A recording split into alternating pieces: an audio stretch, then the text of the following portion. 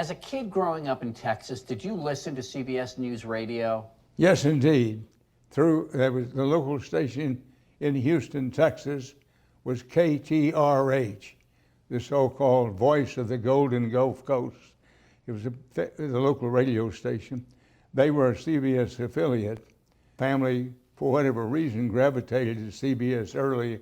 I think it's because CBS had a going news operation almost before anybody else in terms of radio. But yes, we heard, Murrow, Severide, Collingwood, so-called Murrow boys. It corresponded to my first memory. I was born in 1931, and my memory isn't clear until I was about 6, 7, maybe 8 years old. But I think as early as 5 or 6, for whatever reason, my father and mother were very interested in what was happening in Germany. That was not the case with everybody. Followed the newspapers very carefully, and they loved radio because radio had what my father called immediacy. And in a phrase that was later used when it comes to television, radio, he viewed radio, he and my mother viewed radio as a kind of magic carpet. They would take you there, they'd take you to the war. It was not always frontline reporting, but it was faraway places with strange sounding names. You mentioned those giants, Severide, Collingwood, Murrow. What set them apart? Was it the writing? Was it their voices? Well, first of all, I do think it was their writing. All of them could write well. You didn't work for Murrow if you couldn't write well. He knew what good writing was, and he insisted on having good writing. And this put him in conflict sometimes with the people who ran the network, who said, for example, they didn't think that some of these correspondents had voices for radio. They had rather thin voices.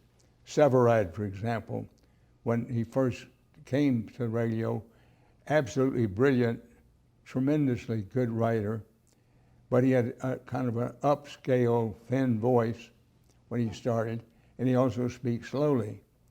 So over in what we call corporate, they would say, where the hell does Murrow get these guys? Surely he can find somebody that has a radio voice. But with Murrow, the radio voice was far down the list of what he considered to be the requirements. Good writing was his number one on the list. Wow. Writing was paramount, so he overrode the corporate concerns. Yes, with Murrow he did. And he eventually convinced the network chiefs that was the case. For example, Collingwood, who had been a Rhodes Scholar and was hired at a very young age, not only could he write very well, but Collingwood had a natural voice, which you might say was more a voice for radio. So Collingwood became a favorite of William S. Paley, who owned the network at that time. Were you inspired by these newsmen from an early age? I certainly think it's fair to say I was inspired by them.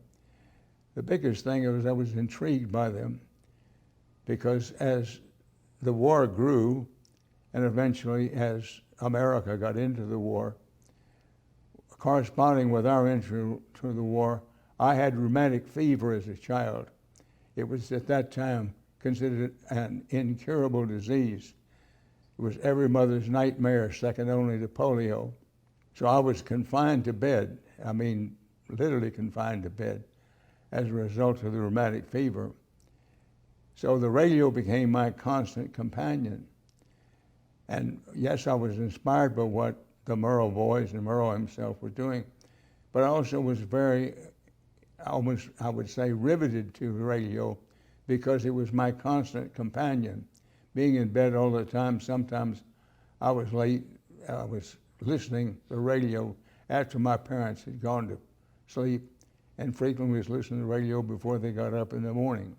So it was a combination of being inspired, saying, gosh, these guys are brilliant. These men are absolutely brilliant. How do they do that? It was the intrigue of, again, they were far away. They were doing a lot of action, including dangerous work. And how as a young boy, 10, 11, 12 years old, could I not be riveted to that, especially given the fact that radio was a 24-hour-a-day companion. You got your start in radio, and then eventually you made your way to CBS. When you came to CBS, were you CBS Radio or were you CBS Television at first? Well, at that time, I came to CBS News first in 1962. And radio and television were both still big inside the network and outside the network.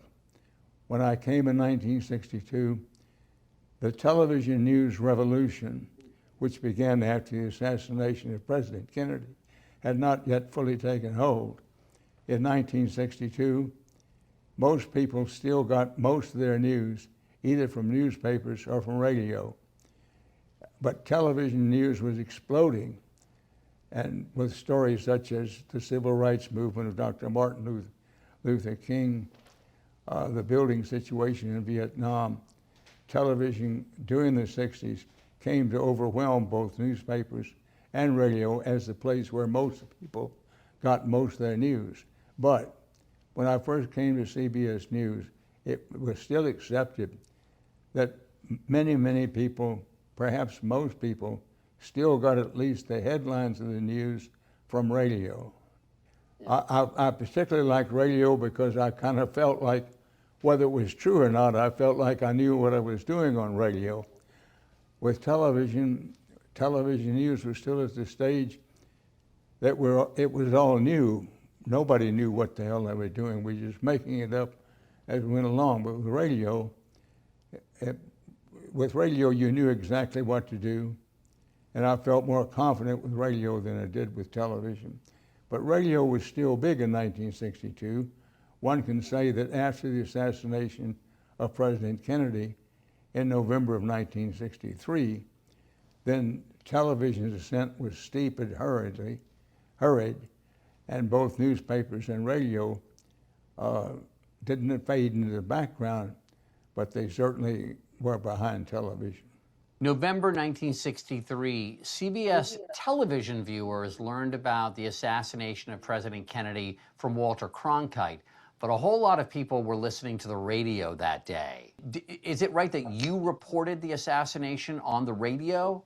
Yes, that's true. That this had appeared after the president had been shot, but before it was clear what was wrong with him.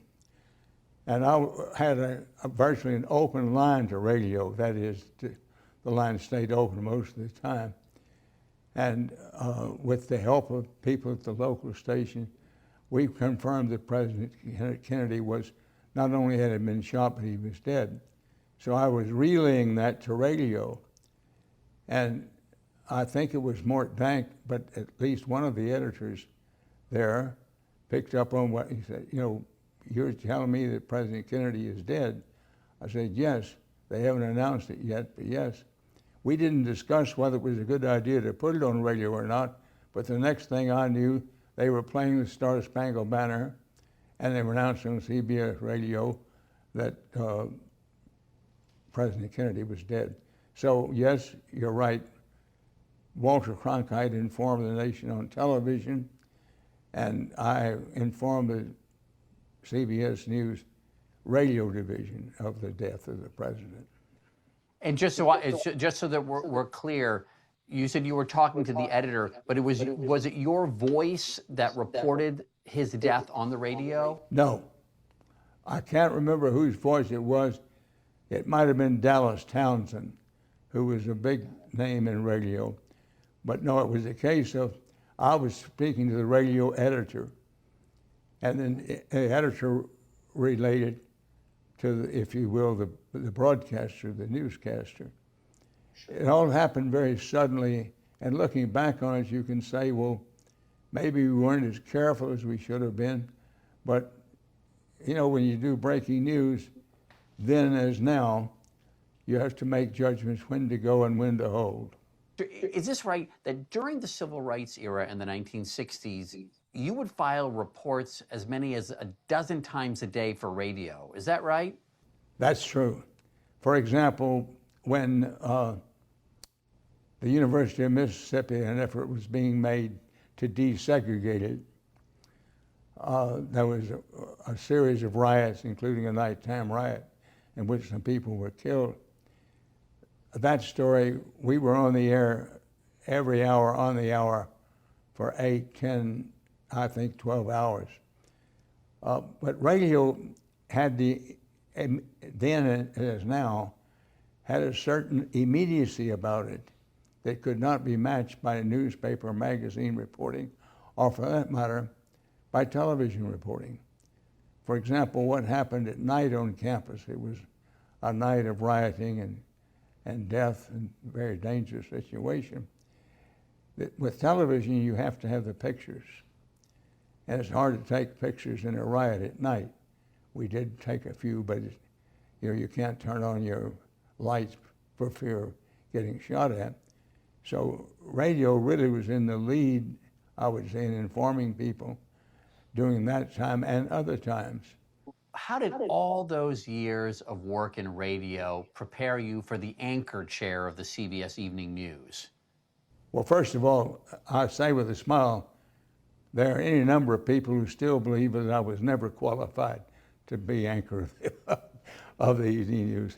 But to be serious and try to answer your question, I don't think there's any doubt that I would never have become the anchor and managing editor of the CBS Evening News had I not spent years working in radio, because I wasn't the best writer at CBS News. And I could write pretty well, but I could ad-lib with the best of them. That is, work without a script, because I had done, while I was doing news radio, if you will, it's radio stations, I did play-by-play football, baseball, basketball, where you have no script and you're constantly creating word pictures, and you have to, in the phrase of the business, hold air without a script. So when I came to CBS News, having said, yes, I could write and write pretty well, but I was by no means the best writer there. And I had to work very hard to kind of improve myself. But when it came to ad-libbing, and it was something they came to recognize pretty soon, I could hold air. How should CBS News Radio be remembered? CBS Radio should be remembered for becoming a national institution, very important to the development of news other than newspapers. It, for many, many years, was a part, and I would argue not a small part, of what held the country together. This is particularly true in times of great stress, at 9/11, or the Kennedy assassination, to name 2 times. Most people were looking for some place to go for information they knew they could count on. No opinion, facts, straight up, no chaser news. And CBS News initiated the development of radio news back in the 30s. Edward R. Murrow is the founding saint of radio news as we came to know it. And CBS News was built in the Murrow image and it became this national institution woven into the fabric of the country, in which people depended on it for news. You know, CBS Radio, I think a lot of people don't realize, I think something like 600 or 700 stations, even in the later years, carried CBS Radio. At its height, maybe more than that. But it's really helped to create the dawn of electronic journalism. Out of CBS News Radio grew CBS News Television.